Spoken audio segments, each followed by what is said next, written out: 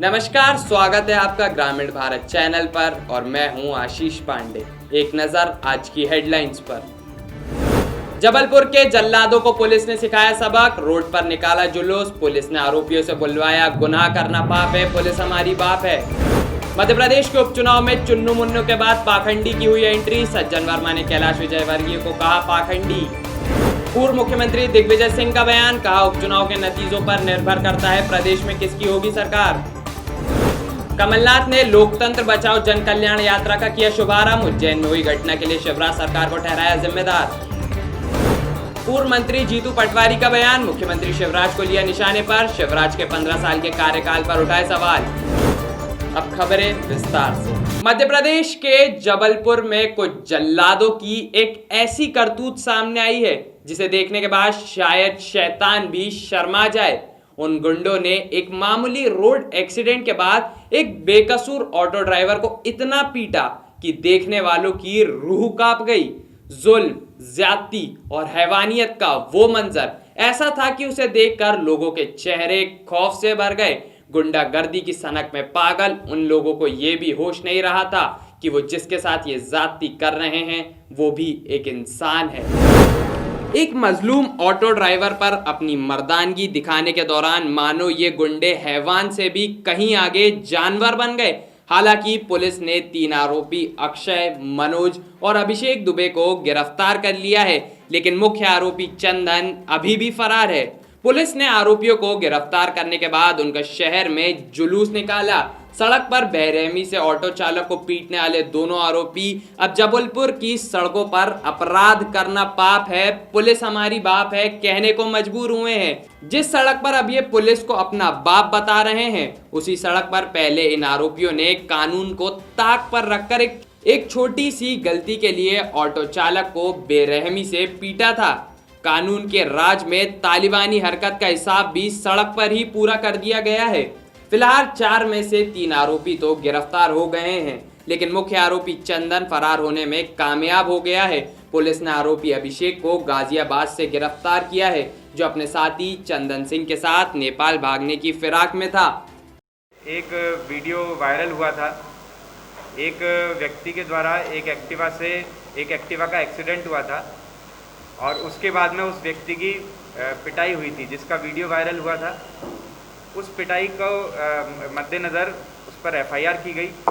जो 2 मुख्य आरोपी थे जो वीडियो में भी दिख रहे हैं, अभिषेक उर्फ गुड़ी और चंदन सिंह, दोनों ही घटना के बाद से फरार थे। हमारी टीम लगातार उनको पकड़ने का प्रयास कर रही थी। उनको लेकिन जब पता चला कि उनका वीडियो बहुत ज़्यादा वायरल हो चुका है सोशल मीडिया पर, तो वो जबलपुर छोड़ करके भाग निकले और वो यहाँ पर नहीं थे। लेकिन मुखबिरों के आधार पर हमारी टीम जो पूरी लगी हुई थी, थाने की टीम, क्राइम की टीम और भी सारी जो टीमें थी, सब मिलकर के पता लगाया, तो हमें ये समझ में आया कि यदि उन्हें जल्दी नहीं पकड़ा गया तो उनका जो प्लान है वो नेपाल जाने का है। बॉर्डर क्रॉस करके नेपाल जाने का उनका प्लान था। लाल कलर की स्विफ्ट जो हमको वीडियो में दिख रही है, वही उन्होंने यहाँ से भागने में प्रयोग में लाए थे। लगातार हम दूसरे राज्य की पुलिस की टीम से भी संपर्क में रहे। ऐसे में हमें फरीदाबाद पुलिस ने, नोएडा पुलिस ने, गाज़ियाबाद पुलिस ने, मुरादाबाद पुलिस ने लगातार सहयोग दिया। उस सहयोग के आधार पर हमारी टीम यहाँ से रवाना हुई और कल हमने बहुत मुश्किल से जो उसका एक मुख्य आरोपी है अभिषेक उर्फ गुड़ी, उसको पकड़ा और उसे हमने गिरफ्तार किया। पुलिस अधीक्षक महोदय के द्वारा इन दोनों अपराधियों पर 10-10 हज़ार रुपये का इनाम घोषित किया गया था। चूँकि इन पर ऑलरेडी बहुत सारे अपराध हैं, तो इनको इस पर एनएसए भी किया गया है। एनएसए का वारंट कलेक्टर साहब के द्वारा कल जारी किया। वारंट भी आज तामील किया है और इसे अब जेल भेजा। सांवेर विधानसभा सीट पर उपचुनाव 3 नवंबर को होने हैं। यहाँ से कांग्रेस के प्रत्याशी प्रेमचंद गुड्डू हैं। इसी क्रम में कांग्रेस द्वारा यहाँ एक रैली रखी गई, जिसमें पूर्व मंत्री और कांग्रेस नेता सज्जन सिंह वर्मा ने सभा के दौरान भाजपा नेता कैलाश विजयवर्गीय पर तीखे बयान दिए। उन्होंने कहा, जैसे जैसे दशहरा नजदीक आता है विजयवर्गीय का चेहरा रावण जैसा होने लगता है। उन्होंने कैलाश विजयवर्गीय को पाखंडी कहते हुए क्या कुछ कहा, आइए सुनते हैं। कमलनाथ और दिग्विजय सिंह चुन्नू मुन्नू, यहाँ पे?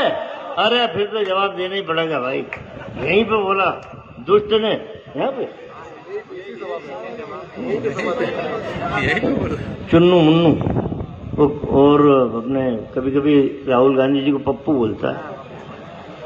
सुन रहे भैया कैलाशिया, ये सज्जन वर्मा बोल रहा है तेरी औकात कितनी है, अपने से बड़े को यूं मुंह उठा के थूकेगा तो थूक, तेरे भी गिरेगा। तेरी कहानी सुन ले मेरे से, आ रही होगी लाइव टेलीकास्ट चल रहा होगा। क्यों भैया तू भूल गया वो दिन साड़ी पहन के, बाल बड़े बड़े करके, नाक में नथनी पहन के, पंडित जी हाथ में चूड़ी पहन के तंत्र मंत्र करता था, बाल बड़े बड़े कर लिए, चोटी गूंद ली। अरे पाखंडी,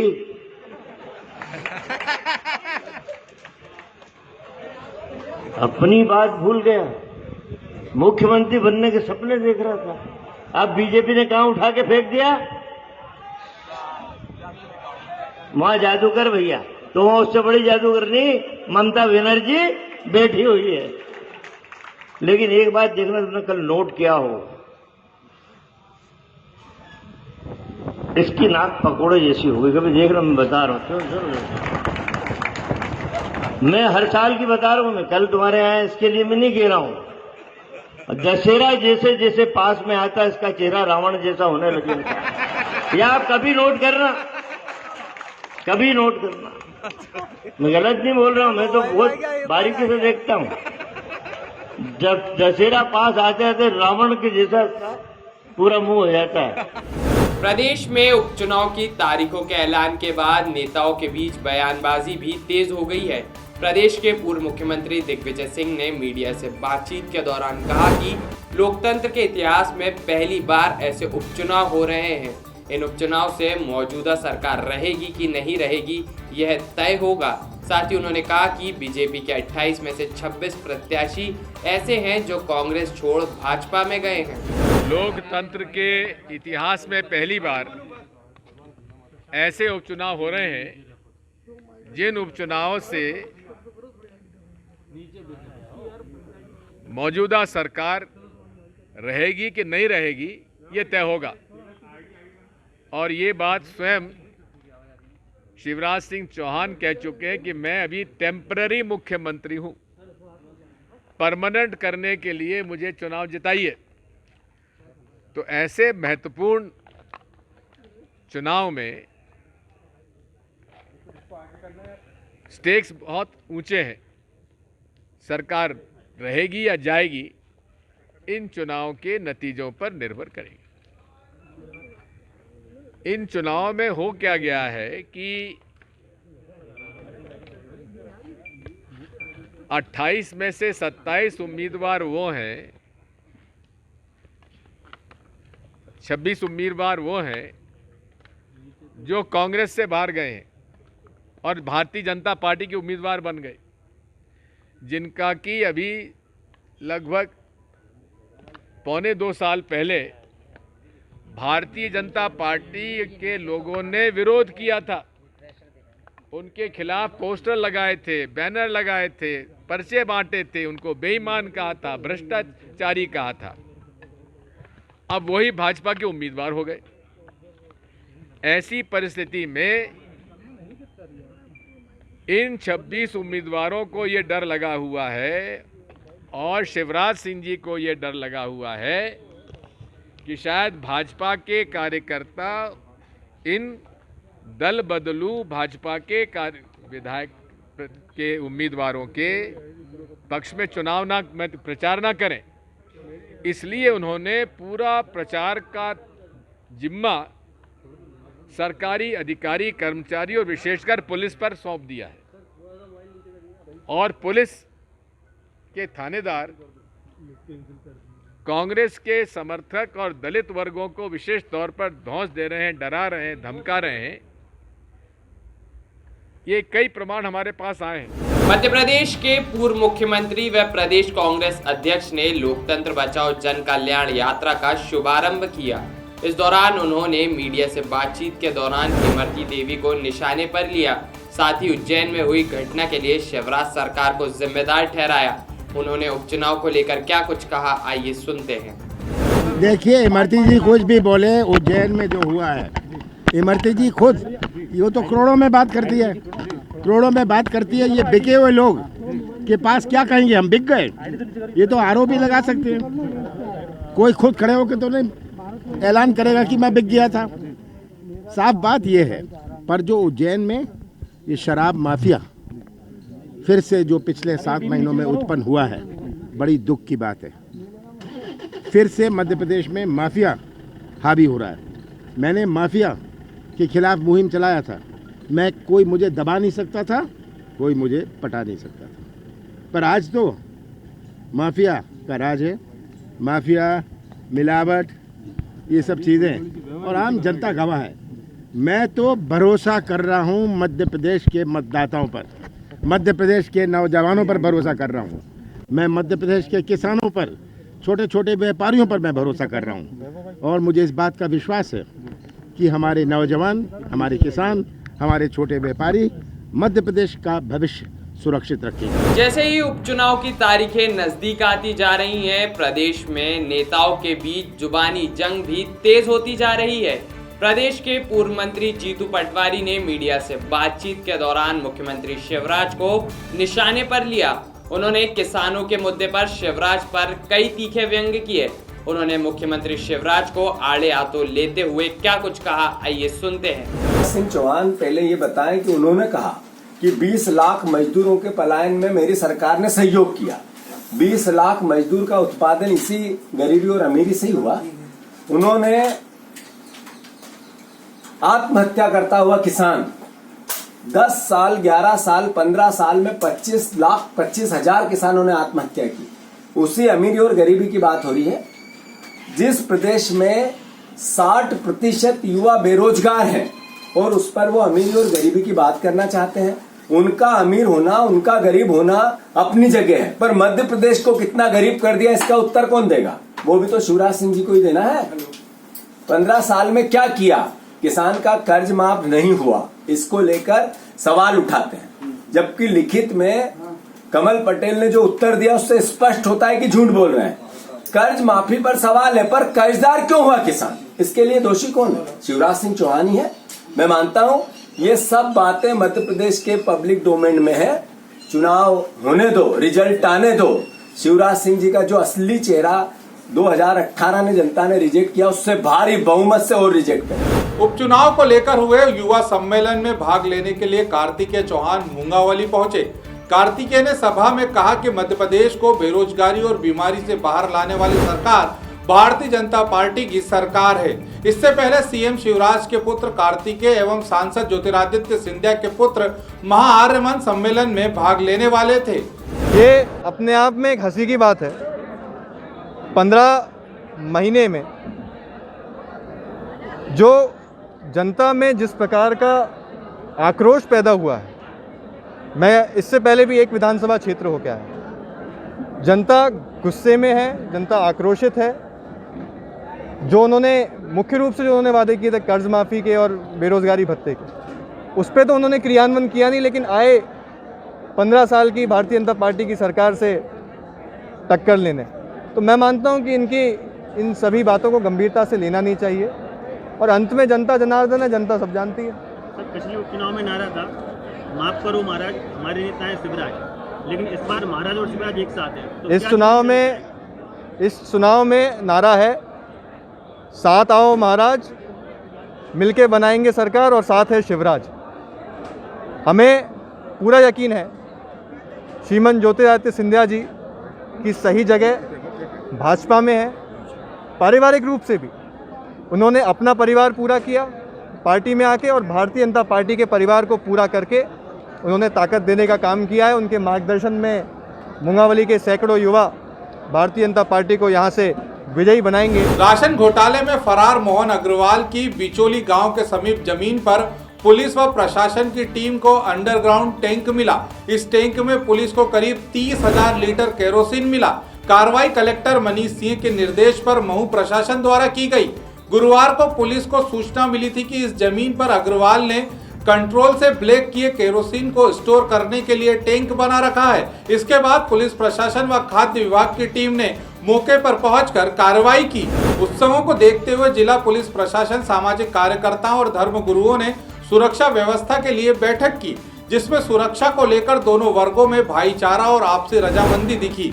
कोविड संक्रमण को देखते हुए जिला प्रशासन ने गाइडलाइन के तहत त्योहारों को करने की हिदायत दी है। वहीं थाना अध्यक्ष ने नियम अनुसार गाइडलाइन के परिपालन में सख्त निर्देश भी दिए। उत्तर प्रदेश के सिद्धार्थनगर जिले के बासी ब्लॉक में प्रधान एवं प्रधान प्रतिनिधियों को प्रशिक्षण दिया गया। प्रशिक्षण के दौरान ग्राम पंचायत विकास योजना, राष्ट्रीय ग्राम स्वराज अभियान एवं पेमेंट प्रणाली के विषय में trainer Mohammad Sharif, director of ICT computer centre Jogia Udaipur एवं सहयोगी दिनेश यादव उपस्थित रहे। ADO पंचायत जयप्रकाश राय, सेक्रेटरी अंजुलेश क्रिकेटा, अजय राम, परशुराम मणि त्रिपाठी एवं सुशीला पटेल के निर्देशन में प्रशिक्षण का कार्य संपन्न हुआ। अशोकनगर जिले की मुंगावाली सीट पर भाजपा व कांग्रेस के प्रत्याशियों ने अपना नामांकन पत्र दाखिल किया। कांग्रेस ने मुंगावाली सीट से कन्हई राम लोधी को अपना उम्मीदवार चुना है, तो वहीं भाजपा ने उनके खिलाफ ब्रजेंद्र सिंह यादव को खड़ा किया है। कांग्रेस पार्टी की जनता की सेवा के लिए मुझे मौका दिया है। जनता की सेवा करता रहूँगा। मुझे कांग्रेस पार्टी ने भरोसा जताया है। आप लगातार क्षेत्र में जा रहे हैं, अपनी जीत के प्रति कितने आश्वस्त हैं? मुझे भरोसा है कि जनता का मुझे समर्थन मिल रहा है, प्यार मिल रहा है। मुझे भरोसा है कि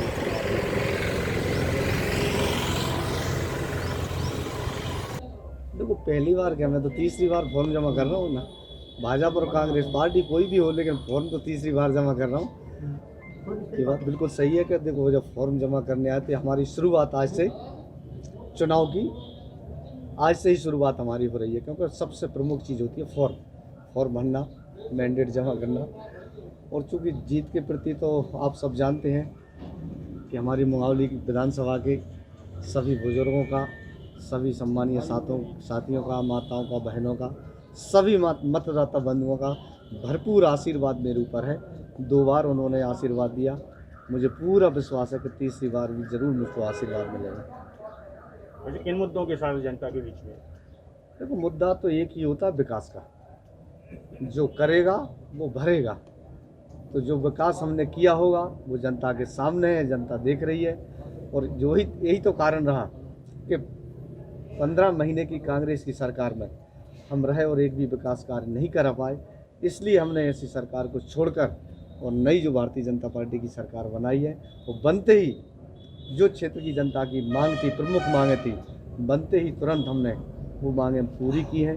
तो जनता को पूरा भरोसा है, क्षेत्र की जनता को, कि वो जरूर तीसरी बार हमको आशीर्वाद देंगे।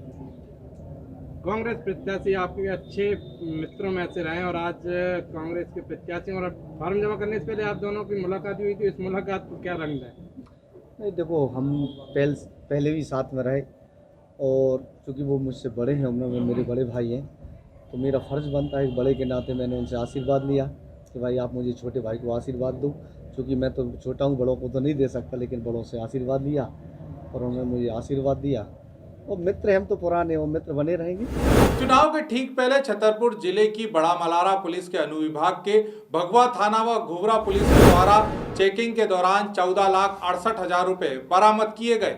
भगवा थाना प्रभारी DSP पंकज मिश्रा की टीम को दासन नदी के पास एक सफेद कलर की स्विफ्ट कार से 2 व्यक्तियों सहित नगद रुपए मिले, जिस पर अब इनकम टैक्स विभाग द्वारा कार्रवाई की जा रही है। देवांगन नवयुवक संघ ने कैंडल मार्च निकालकर डॉक्टर भागवत देवांगन को श्रद्धांजलि दी। यह पूरा मामला है राहेत का, जहां के निवासी भागवत देवांगन मध्य प्रदेश के जबलपुर जिले में पढ़ाई करते थे। वहां सीनियर छात्रों द्वारा उनके साथ हमेशा रैगिंग होती थी, जिसके कारण भागवत हमेशा परेशान रहता था, जिसके चलते उसने आत्महत्या कर ली। वहीं इस मामले में देवांगन नवयुवक संघ द्वारा कैंडल मार्च निकालकर श्रद्धांजलि दी गई। वे राज्यपाल और मुख्यमंत्री व कलेक्टर के नाम से तहसीलदार को ज्ञापन सौंपा और दोषियों पर सख्त कार्रवाई करने की मांग की। छात्रों द्वारा बर्बरतापूर्वक बर्ताव कर उनकी रैगिंग की गई, जो कि यह अमानवीय घटना है और अमानवीय कृत्य है, जो कि रैगिंग पूरे देश में बंद हो चुका है। उसके बाद भी यहाँ रैगिंग का जो नीच काम हो रहा है, इस संबंध में आज हमारे भाई भागवत देवांगन जी आत्महत्या कर लिए। सरासर उनकी मध्य प्रदेश में हत्या हुई है।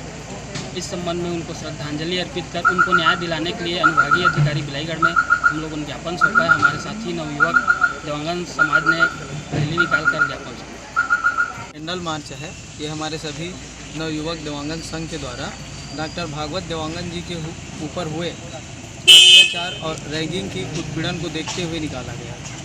उनको आज यहाँ पे सभी के द्वारा श्रद्धांजलि अर्पित किया गया है और कैंडल मार्च में सभी लोग शामिल हुए और शासन प्रशासन से मांग किए हैं कि उनके ऊपर हुए अत्याचार की जांच कार्रवाई कर दोषियों के ऊपर उचित कार्रवाई करें। नवयुवक संघ द्वारा एवं समस्त बिलाईगढ़ एवं क्षेत्र के सभी युवकों द्वारा भागवत देवांगन जी के याद में श्रद्धांजलि कार्यक्रम निकाली गई थी, जिसमें समस्त सभी छात्र और साथ ही बड़े भैया आदरणीय साथ में सभी पत्रकार के साथी सम्मिलित हुए थे। और सभी की एक ही मांग है कि जो है भागवत देवांगन जिसके साथ में जो है गलत व्यवहार हुआ है, गलत तरीके से उनके साथ में रैगिंग ली गई है। और रैगिंग एक तरह का सभी तरीके से बंद ही हो गया है, लेकिन कुछ जगह में ऐसा है कि प्रताड़ना लिया ही जा रहा है। तो इससे आकर के जो है भागवत देवांगन जी आज हमारे बीच में नहीं रहे हैं और जिन 5 युवकों का उसने नाम लिया है उसको कठोर से कठोर कार्रवाई होनी चाहिए। बालाघाट जिले के गढ़ी थाना क्षेत्र अंतर्गत बसपाहरा के जंगल में 6 सितंबर 2020 को जामसी दुर्वे नामक ग्रामीण की गोली मारकर हत्या कर दी गई थी, जिसकी जांच के संबंध में आदिवासी समाज द्वारा कलेक्टर को ज्ञापन सौंपा गया था। वह पीड़ित परिवार को न्याय दिलाने की मांग की गई थी। मांग पूरी न होने पर आदिवासी समाज ने आंदोलन किया।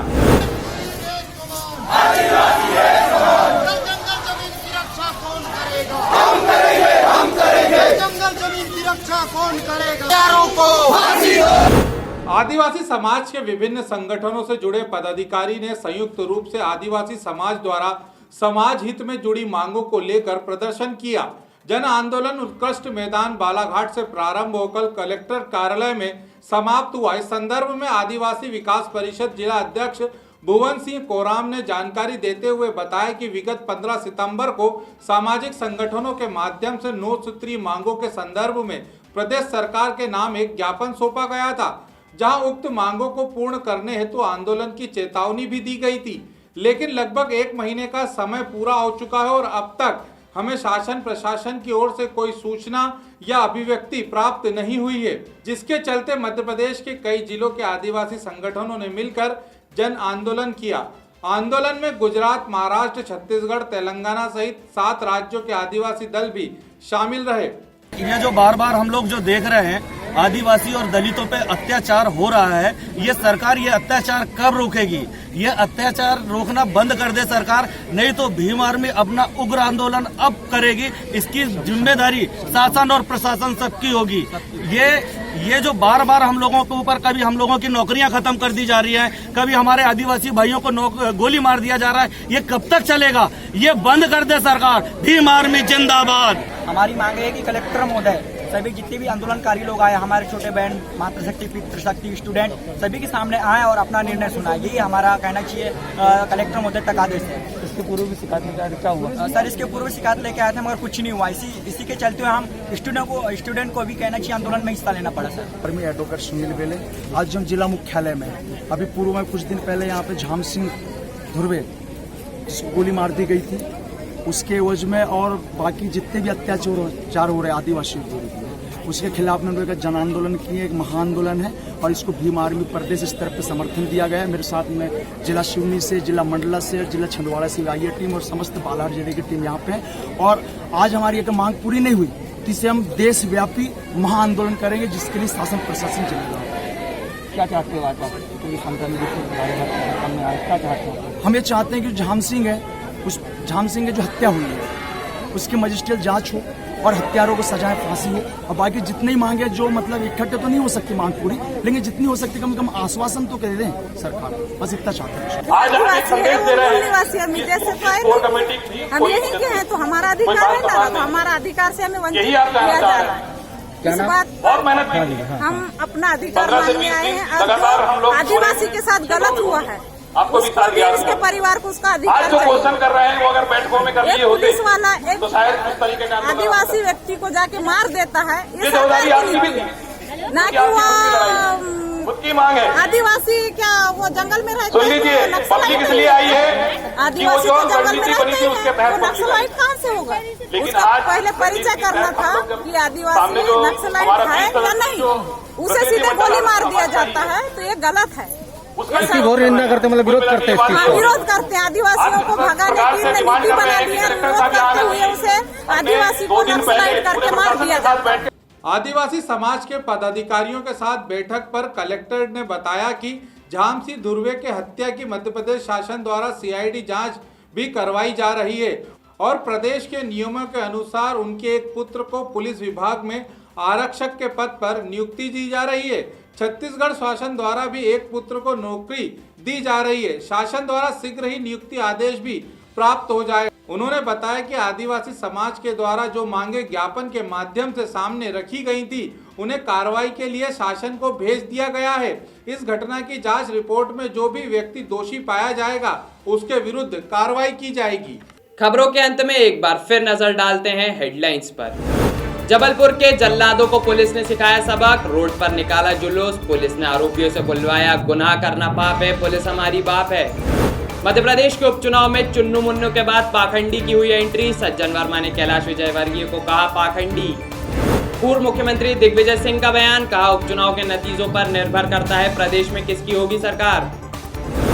कमलनाथ ने लोकतंत्र बचाओ जन कल्याण यात्रा का किया शुभारंभ, उज्जैन में हुई घटना के लिए शिवराज सरकार को ठहराया जिम्मेदार। पूर्व मंत्री जीतू पटवारी का बयान, मुख्यमंत्री शिवराज को लिया निशाने पर, शिवराज के 15 साल के कार्यकाल पर उठाए सवाल। खबरों का सिलसिला यूं ही चलता रहेगा, आप देखते रहिए ग्रामीण भारत टीवी। खबरों में बने रहने के लिए ग्रामीण भारत टीवी को सब्सक्राइब कीजिए और बेल आइकॉन दबाना ना भूलें।